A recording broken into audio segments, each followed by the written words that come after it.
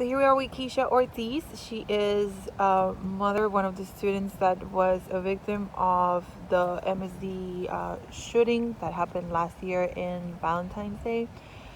How are you, Keshia? I'm good. Thank Thank you you. so much for letting us do this. I know it was a hard period for you and your daughter, but thank you for having this conversation with us. So to begin with, where were you the day of the incident? I was at work in a meeting when I got the call. Can you walk us through what happened from the minute you got the call? Oh my God.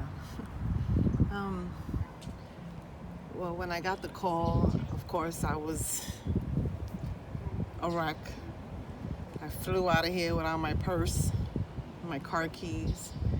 Thank God my coworker, you, came downstairs behind me because he saw I left my purse, and I just drove.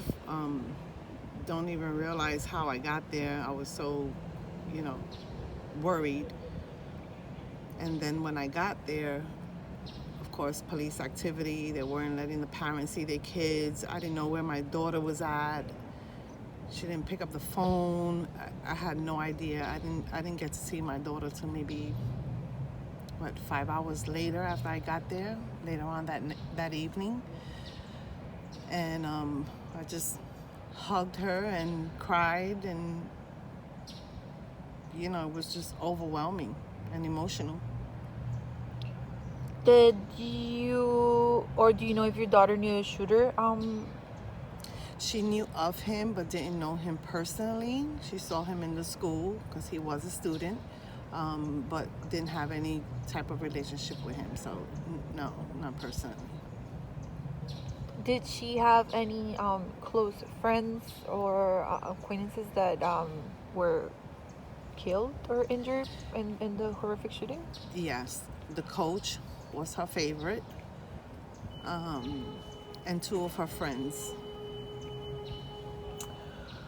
Did your family or you own a gun prior to the shooting? Yes, I own a gun for years, and I still have it. I lock it up in the safe every day, so it's nice and safe. You used to work in the law enforcement, correct? Yes, I used Before? to be a NYPD police officer in New York. What were your views on gun laws? I know they're two different things, but what were your views on gun laws and gun violence prior to the incident, and how are they different now, if they are? I never really, I don't want to say pay attention to the gun laws, maybe because I was a cop and, it was just a normal thing for me. So I didn't really have high opinion on it. But now, after this incident happened, I did my research, and I just feel like people who get their hands on guns or certain kind of guns, should have a background check, a thorough background check, to check for everything, for, felonies, even misdemeanors or priors, or even mental illness. So now that's what I pay attention to when it comes to, gun violence and gun laws.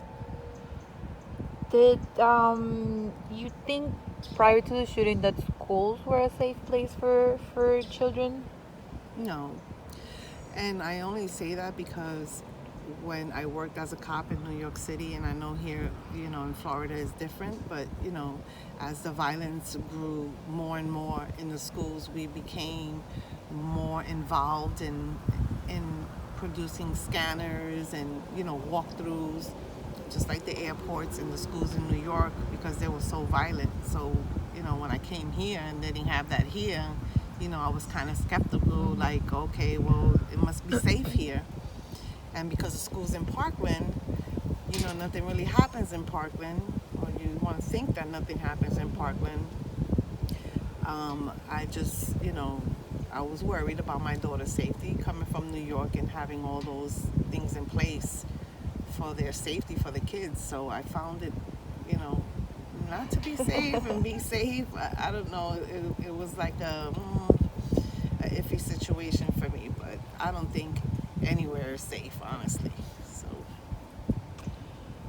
Do you think anything could have been done to avoid the shooting? oh, absolutely. You know, working with kids in my past life, in my past job, I feel like you know, when you see a kid in trouble, I think that you should pay attention to the signs and, the signals to help the children. I think if this kid, Cruz, got the help that he needed, I don't think that he would have went and shoot up the school. But so many people failed him. I mean, I feel sorry for him. I forgive him at the end of the day, and my daughter does too, because, he needed help and he reached out and nobody paid attention. Did for either you or Tiana, did the shooting make you want to go deeper into the subject? Has she or did she ever wanted to like go further into investigating why the shootings happened, or you, or was that something that she didn't Um, really want to know about anymore? I think the history that we have, we pretty much knew about gun laws and gun violence and shootings and stuff like that, because I always talk to my kids about everything. But after this happened, she pretty much, shut down, and we were just really focused on moving forward and healing, and getting her the therapy and getting both of us the therapy that we needed afterwards, because of course, as a parent, that's scary, to think that you drop your daughter off at school and not able to see, them come home.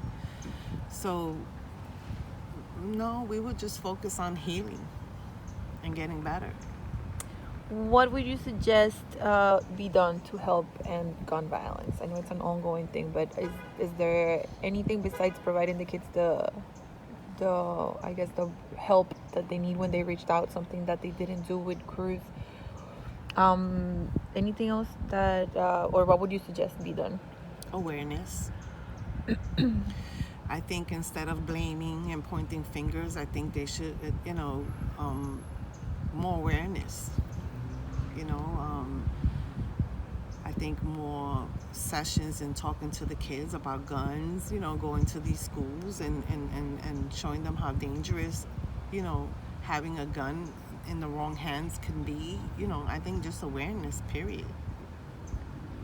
If you could say one thing to those who commit violent crimes with guns, what would it be?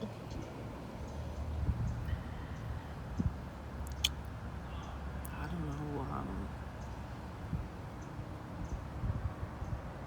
know. Everybody asks the question why, right? Why would you do something like that? But everybody, has their problems and have their things that go on in their life, and nobody understands anybody else's life, right? So you can't ask why. I would just pray for them. And finally, if you could say one thing to all the victims of gun violence, what would you say? If they're alive, I would just tell them to thank the Lord that they're alive, and don't take anything for granted, because nothing is ever promised. Thank you so much, You're Keshia. welcome.